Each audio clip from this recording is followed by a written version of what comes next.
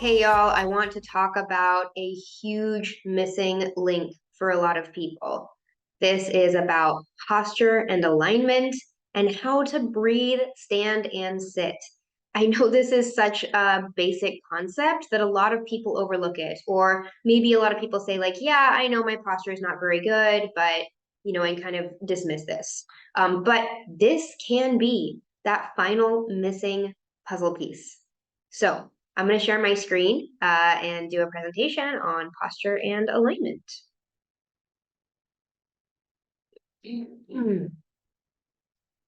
Great. Okay, so our body needs to be properly stacked. When the bones and joints become misaligned, this in itself causes a chronic stress response in the body. Our body, when it is misaligned, does not feel safe on the most basic neurological level. And let's think about what actual good posture looks like, right? So this is more the image on in the person in the front here. So if you have proper alignment, your toes are pointed forward when you're standing, your knees are pointed forward when you're standing, and your pelvic bowl is level. A lot of times people either have their pelvis pitched forward or pitched back, right? Kind of like the person in the back. Your ribs are stacked directly over your pelvis. Your skull is stacked directly over your ribs, and your collarbones are open and your shoulders are down. This is the position our body needs to physically be in to feel safe. This is because when we made the evolutionary adaptation to stand upright, right, which is different than all our other primate relatives, it did cause some stress on our joint. It is a lot harder on our joints to be standing upright. And so basically the trade-off is we have to be in the correct alignment. We have to have proper primary muscle groups engaged for this to work. And if people start to get misalignment, if people are not stacked in this way, right? So you see in the image of the person behind, they are not stacked in that way, right? The body is kind of doing this zigzag. That is incredibly stressful for the body. You are having to engage non-primary muscles, and this really takes a toll over time in a lot of different ways. So this is really important to self-assess what your posture is like when you are standing, right? So having a full-length mirror can be helpful, where you can really assess yourself and even palpate, like feel like, okay, is my head over my rib cage, because a lot of times it won't be like that, you will find when you experiment. Okay. As I mentioned, our posture is able to be in that stacked alignment when we are properly engaging our primary muscles. So we have a lot of different muscle groups, and when we are stacked properly, our primary muscles are engaged. This actually makes it easier to stay in a standing position, right? We can stay standing for a long time without pain if we are properly stacked and our primary muscles are engaged, because these are the strongest muscles in our body, or they should be, right? The problem is that people get out of alignment and or they have weakness in these primary muscle groups. And that means that it's going to feel harder to stand in this upright aligned position. So a lot of people have to recondition their primary muscle groups that may have gotten weak over time through this feedback loop of misalignment and using secondary muscle groups as if they are primary muscle groups. So if we want to have an easier time maintaining proper posture, we need to strengthen these muscle groups. The rhomboids, which is basically the upper back muscles between the shoulders, right? The core, the glutes, or the buttocks, right? And the hamstrings. Notice that these are often all the muscles in the, mostly the muscles in the back of our body, right? This is another issue. A lot of people are these like forward-leaning people, right? Which has to do with the poor alignment. You're forward leaning, you're not engaging those posterior muscles, you're not engaging the muscles in the back of your body. And this not only creates a feeling of unsafety in the nervous system, like I was sharing before, but it also causes anxiety because now we're kind of forward reaching, feeling urgent, feeling like we're projecting ourselves into the future. This is a fight or flight position, right? To be constantly leaning forward. That should only happen in acute situations. We should be grounded into the back of our body most of the time for optimal nervous system health. So if you are trying to get into some exercises to help with your posture and help maintain this more easily, because it's going to be hard at first when you're not used to it, these are the muscle groups that you want to target. There's tons of simple exercises to target these muscle groups. All right, how does this connect to breath? Well, we all know you aren't supposed to chest breathe, right? I think that's pretty well established. And basically, we end up chest breathing and mouth breathing when we have poor posture, because when we have that poor posture, our whole diaphragm is collapsed, right? We're kind of leaning forward and our whole diaphragm is collapsed. So we can't breathe all the way down into our diaphragm, right? Which is underneath our rib cage. Instead, we just breathe shallowly into our chest. And this signals the nervous system that we are in a stressful situation, that we should be in a stress response, right? Because generally we would only chest breathe and like pant, hyperventilate if we were in a really stressful situation. Now, a lot of people say like, oh, okay, I'm working on belly breathing. Now, here's why I don't teach people to belly breathe and I don't promote the idea of belly breathing. The general, the general idea here is it's pointing people in the general right direction, but people just take it wrong. So what people do is instead of actually expanding in 3 directions, right? Instead of expanding in 3D, like all 3 directions simultaneously, they just push their belly out, right? They just use their stomach muscles and just push their belly out. You're not really expanding your whole diaphragm when you do that. So a lot of people think they're belly breathing, but they're just shoving their stomach out and making it look like it is. You're not actually engaging the deeper muscles, right? So I always talk to people about diaphragmic breathing, right? And have people visualize like a beach ball blowing up, right? Or one of those little kinetic sculptures, maybe 90s kids played with. I know I did. It should be expanding and collapsing in 3 directions, right? So you should be able to feel things expanding your torso, top to bottom, side to side, and front to back when you're breathing. And so you can even put your hands, in all 3 of those directions and see if you can feel an expansion. So let's see. When we exhale, our diaphragm contracts up. When we inhale, our diaphragm lowers down, right? And I think that that's something a lot of people don't get a sense of, right? That when you are exhaling, your diaphragm's actually pulling up, and when you're inhaling, your diaphragm's actually lowering. And so if you can visualize that, I think that helps give more of a 3D feeling to the breath. So that's what I promote, visualizing instead of belly breathing to get your breath correctly. But you need the proper alignment first, right? You have to get your body properly stacked to be able to do that. So standing posture first, then breath. Okay. Well, I think you guys probably have a good sense of why this is important, but let's talk about this more thoroughly. So I already talked about how, there's a stress state in the body that happens when you have poor posture, right? Your joints are misaligned, you're not using primary muscles, you're using secondary muscles, which are much weaker. Your body's kind of trying to like hold everything together, and it's not efficient. So a lot of times now there's pain, right? And irritation in the joints and the tendons. It's a stress state in the body to be in poor alignment, right? So you could be doing everything else. You could be having a meditation practice, you could be eating, healthy foods, whatever you're doing to lower stress, you could be doing all of that. And still, on a basic structural level, your body is stressed because your alignment is incorrect, right? So I think this is really a basic foundational thing. That's why I talk about it as one of my 6 support protocols. If you've gotten my book or you've done any of my courses, you know that I really emphasize movement. And when I say movement, I don't mean heavy exercise. Really, you do not have to do heavy exercise for most people to be healthy. You just need some basic strengthening practices and some basic understanding of body mechanics, right? So you just literally, some of the first exercises in that chapter in my book is how to sit, stand, and breathe, right? Because that is an exercise. If you have poor alignment, you have to condition your body to get back into the correct alignment, and that will be a game changer for people.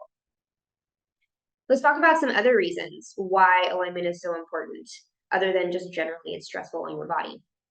Well, it actually is a major factor in impinging your vagal tone.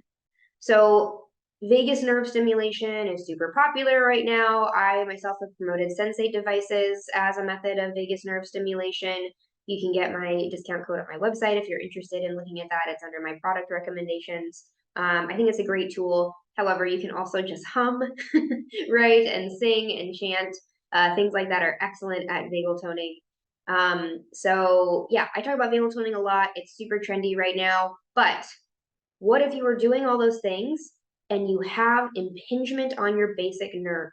If you have impingement on your vagus nerve from a structural standpoint, you can vagal tone all you want, and it's only going to help so much, because if you have got misalignment in your spine or in your neck or in your jaw, right, and it's impinging on the blood flow of the vagus nerve bundle, you're going to have a hard time healing. This is just how it is. And I have seen a lot of people, really a surprising amount of people who, were making some progress, but, things were going slow, and they finally address misalignment in the cervical spine, and suddenly everything else starts taking so much quicker. So if you are feeling like you're doing the diet, you're doing the brain retraining, you're doing the detoxing, you feel like you've got all the basic pieces in place, but it's just not progressing the way you would have expected, look into impingement on the vagus nerve. So for a lot of people, just working on this basic posture stuff will be enough, right? If you start getting your spine into alignment, and I will tell you, I have scoliosis. When I started strength training my upper back, my pain level went down so much. I used to have chronic back pain, when I was younger, even a teenager, and the only thing that helped was conditioning the muscles in my upper back to hold myself up more, like to make up for that issue in my spine, right, with my back muscles. And now I have very little back pain, right? I mean, I feel it a little bit, it's nice to get a massage once in a while, but overall, I have very, very low pain levels. And it's because I have worked really hard to condition my upper back muscles. So just doing something like that, just doing this alignment work, just strengthening the core, strengthening the back muscles, that can release impingement on your vagus nerve and allow for just higher vagal tone, higher HRV, just with that.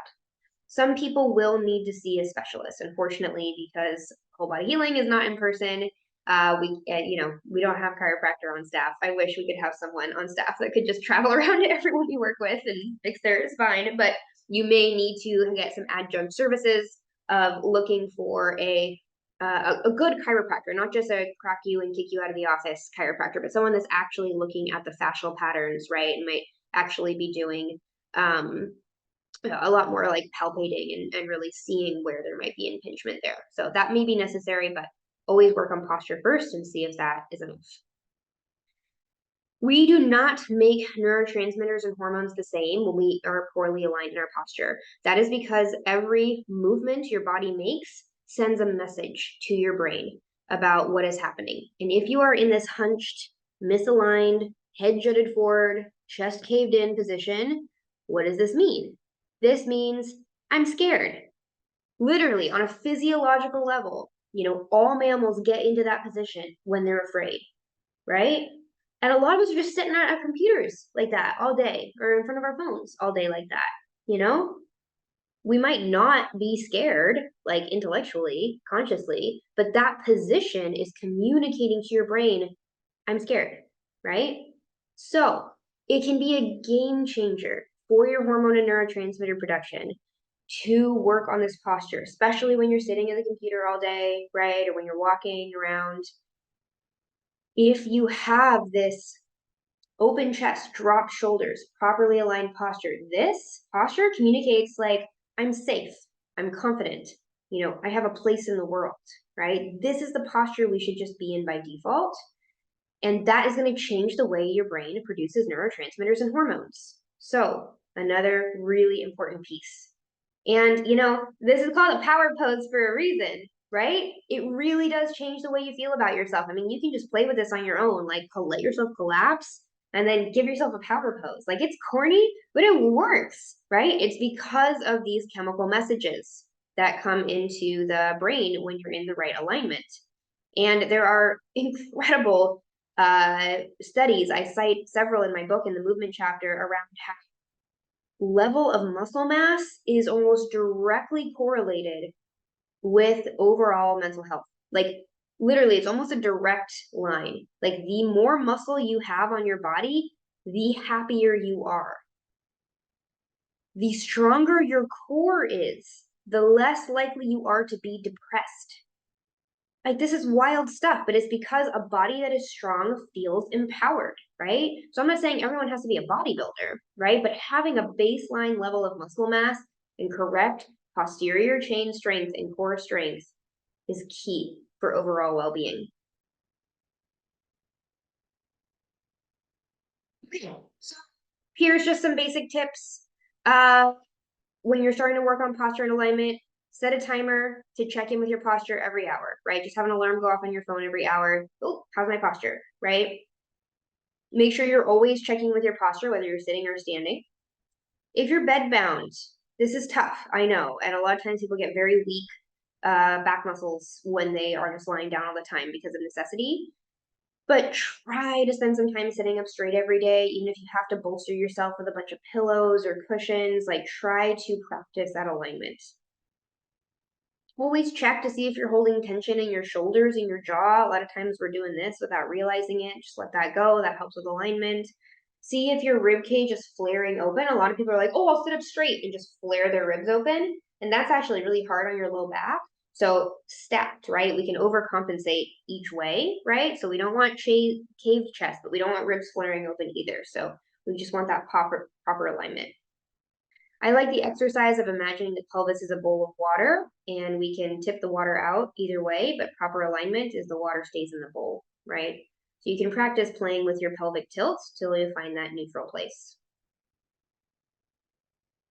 As I mentioned, these are the muscle groups you need to target to help with this structural alignment. I have exercise programs in my book that specifically target these muscles for that reason. It's also in my Rebuild Your Histamine master course. And then if you do any of the intensive coaching programs, you know, you're taught about this as well and given some exercises to start. Breath, I already talked about the beach ball visualization, right, to help with the diaphragmatic breathing. Square breathing is great if you just need to reset your breathing pattern. A lot of times people are chronically hyperventilating without realizing it. And if you do square breathing, which is same number of counts for inhale, pause, exhale, pause, right? So you can imagine going around a square. And a lot of people start with counts of 4, right? So 4 inhale, 4 pause, 4 exhale, 4 pause, and then go up to 5, maybe 6. I find 7 is usually about where it stops being comfortable for me to practice that, but it's a great way to just kind of do a force reset on your breathing pattern. So really good if you're having a panic attack or you're feeling super anxious. Otherwise, just remember that your exhales should be longer than your inhales. For kind of your regular day-to-day breathing pattern, our inhales should be a little shorter than our exhales. And so you can time that, you know, you might just like, okay, inhale 4 seconds, pause 1 second, exhale 6 seconds, right? And just feel what that's like in your body. It may feel weird at first if you've been chronically hyperventilating, but it can be nice to just kind of feel that in your body intentionally. Left nostril breathing, this is an old Ayurvedic trick because the left side of our body is more associated with our calming response in our nervous system. So if we plug our right nostril, it can help us feel calmer. That's a great tool. Mouth taping. If you know you're a chronic mouth breather, if you snore, if you wake up with a dry mouth, if you tend to hang out with your head jutted forward like that, you want to practice breathing in and out through your nose by taping your mouth shut. So do this during the day to practice, and some people really like doing it all night long. Okay, that's it. All right. Thank you so much for watching. I really hope that this was helpful, and I hope that you take posture and alignment seriously as a potential missing piece in your healing journey. Please reach out to us. We are here to help.